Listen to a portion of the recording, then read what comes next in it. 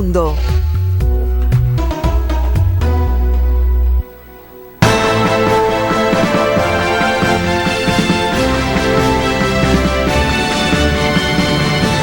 Las elecciones legislativas en Irán marcaron un triunfo para el presidente Hassan Rouhani y un respaldo a su política de apertura económica, lo que es considerado por los especialistas como una esperanza para el cambio.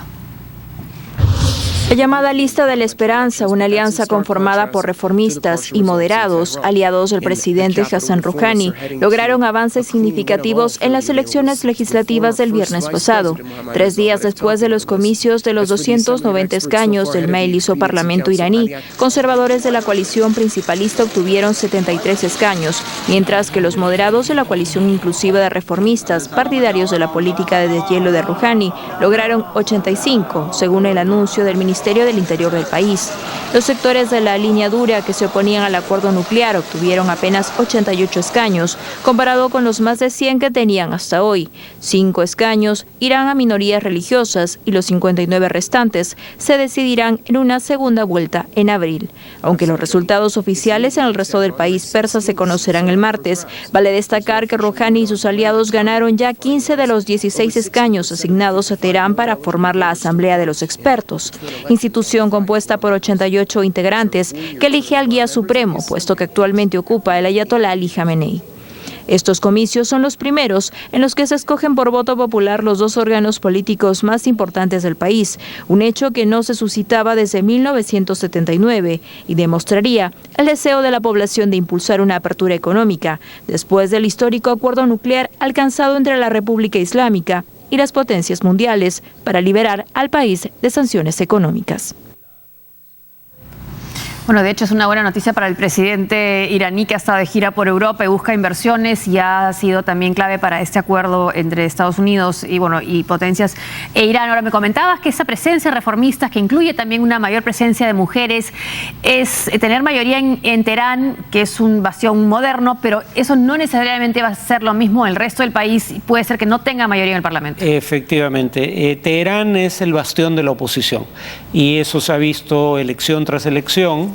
El movimiento verde de protesta por lo que se consideró un fraude electoral en la anterior elección presidencial tuvo su bastión principal en la capital, en Teherán. Entonces, claro, que los reformistas hayan barrido en Teherán, porque barrieron literalmente, arrasaron con todos los cargos, obtuvieron, quiero decir, todos los cargos en disputa, salvo algo así como 29 de 30 parlamentarios y 15 de 16 miembros de esta asamblea de clérigos. No quiere decir que vayan a obtener resultados similares en todo el país. Esa es la primera tingencia. De hecho, sus resultados van a ser bastante, su ventaja, si la tienen, va a ser bastante menor en otras regiones del país. Y además hay que tener en cuenta otra cuestión, que esto no es una república democrática, es una república islámica. Lo que eso en buen romance quiere decir es que hay un grupo de 12 clérigos que tienen la prerrogativa de decir quién puede y quién no puede ser candidato. No es que tú simplemente presentas la documentación pertinente y por ser ciudadano tienes automáticamente derecho a ser candidato. Los clérigos determinan quién puede y quién no ser candidato, y antes de la elección los clérigos, este grupo de jurisconsultos, 12 clérigos, presididos por el gran ayatolá Ali Jamenei, eliminó a la mitad del total de candidatos, y la gran mayoría de esos candidatos que fueron impedidos de participar son candidatos reformistas. Entonces, incluso si los reformistas tuvieran votaciones equivalentes en otras partes del país, no van a tener suficientes candidatos para ganar una mayoría clara del Congreso. En todo caso, lo interesante aquí es que cuando Occidente le tiende la mano al régimen iraní, los iraníes han votado masivamente por candidatos reformistas. Ocurrió con Jatami, que ahora ha sido elegido para este consejo de clérigos que elige al sucesor del gran ayatolá Ali Jamenei. Jatami antes fue presidente del país, elegido por voto popular con más del 70 o alrededor del 70% de los votos.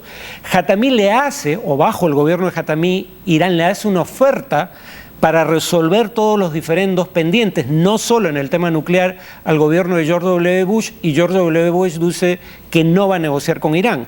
Cuando le tira la oferta en la cara, literalmente, a Jatami, es cuando los reformistas pierden peso electoral y gana Ahmadinejad. Si quieren confrontación, nosotros también elegimos un líder confrontacional. Ahora que se ha llegado a un acuerdo en el tema nuclear, el resultado vuelve a revertirse. Así es. Y además es un acuerdo que ya está siendo cuestionado por todos los candidatos republicanos. Ahora, siendo una república islámica, las mujeres votan, las mujeres pueden manejar, las mujeres pueden ejercer cargos públicos, a diferencia de otras repúblicas con características semejantes en términos religiosos. ¿Cuál es la situación de la mujer en Irán?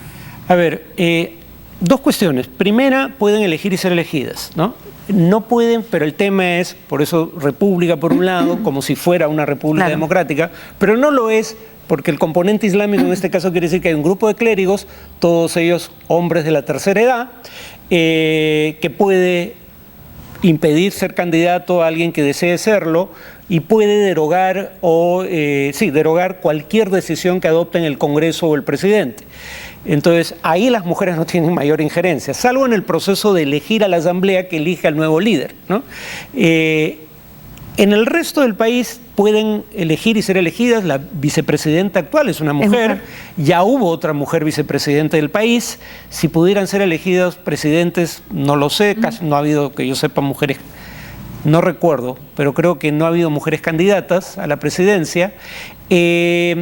Las leyes son leyes que buscan, por ejemplo, reducir la edad de matrimonio, pero pese a lo que diga la ley sobre a qué edad se puede una mujer casar legalmente, la mayoría de mujeres en zonas urbanas igual están posponiendo la edad del matrimonio porque tienen educación, tienen acceso a educación, desarrollan una carrera profesional y esperan tener éxitos y consolidar una carrera profesional antes de casarse y tener hijos.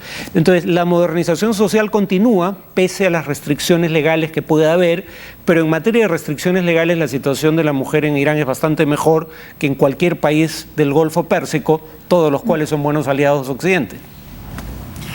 El Partido Laborista británico anunció que incorporará como su asesor a Yanis Varoufakis, el exministro de Finanzas griego, por su experiencia en la gestión de las negociaciones de su país con la Unión Europea. El líder de los laboristas británicos, Jeremy Corbyn, votó en contra de la pertenencia a la Unión Europea en 1975, pero anunció que esta vez hará campaña para que el país se mantenga en el bloque comunitario en el referéndum programado para el 23 de junio, con el argumento de que continuar en la Unión Europea es la vía para mejorar la legislación social y en materia de empleo. Varoufakis dimitió como ministro de Finanzas griego en julio del 2015, cuando su gobierno aceptó los términos del tercer rescate, que impone mayores medidas de austeridad.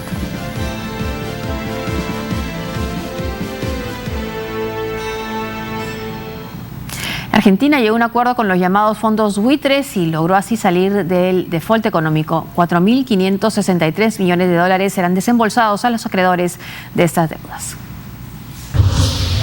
La lucha legal entre Argentina y los acreedores, popularmente conocidos como fondos buitre, llegó a su fin después de 14 años de controversias y procesos judiciales desde la crisis de finales de 2001.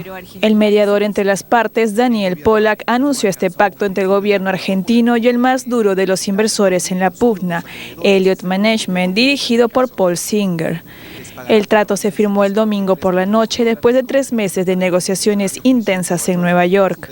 Sin embargo, aún falta una segunda fase también compleja. El presidente Mauricio Macri, que ya expresó su deseo de buscar inversiones y está abierto a endeudarse para financiar grandes proyectos que reactiven la economía, está trabajando para lograr los apoyos en el Congreso y el Senado para aprobar este acuerdo, que está sujeto al respaldo parlamentario, en el que está en minoría en las dos cámaras. El ejecutivo de Macri ya había llegado hasta ahora a pactos con inversores de menor tamaño, pero este era el grupo más difícil. Si se consuma, el acuerdo implica que los fondos de Singer y otros cobren el 75% de la deuda de los bonos, incluidos en principal y los intereses, además de algunos gastos derivados de los últimos 15 años. El gobierno de Buenos Aires afrontará los pagos recurriendo a préstamos en los mercados financieros internacionales. Y un televidente nos ha mandado un tuit, se llama Guillermo Medina, dice, suponemos que refiriéndose a Irán, porque de eso hemos estado hablando, que hay más mujeres estudiando en la universidad que hombres. Es probable, por lo menos en Teherán. con seguridad, porque lo mismo ocurría, aunque alguien ahora no lo pueda concebir, dado el contexto, en Kabul, la capital de Afganistán, durante el último monarca antes de la invasión soviética. Había más mujeres en la universidad que hombres. Eso no se reflejaba obviamente en todo el país, pero como decíamos, ¿no? En Irán las mujeres sí tienen acceso a la educación, por ende pueden desarrollar carreras relativamente lucrativas, y muchas mujeres, como en Occidente, posponen la edad del matrimonio o la decisión de casarse en función a consolidar la carrera profesional. Yendo a la nota que presentamos hace unos instantes de la Argentina y el tema de los fondos buitres, la idea de Argentina, una Argentina que vuelva a crecer en términos económicos, que tenga una economía saludable, ¿pasaba por ese arreglo? En buena medida sí, porque el gobierno de Cristina Fernández en materia de deuda pública deja una situación curiosa. Por un lado, deja un país con una deuda pública como proporción del producto, o sea, como proporción de la economía, baja. Entonces le da margen para endeudarse al gobierno entrante. Pero no podía endeudarse. Pero no podía endeudarse porque, por ejemplo, una forma de endeudamiento en que incurren los gobiernos es emitir bonos, ¿no?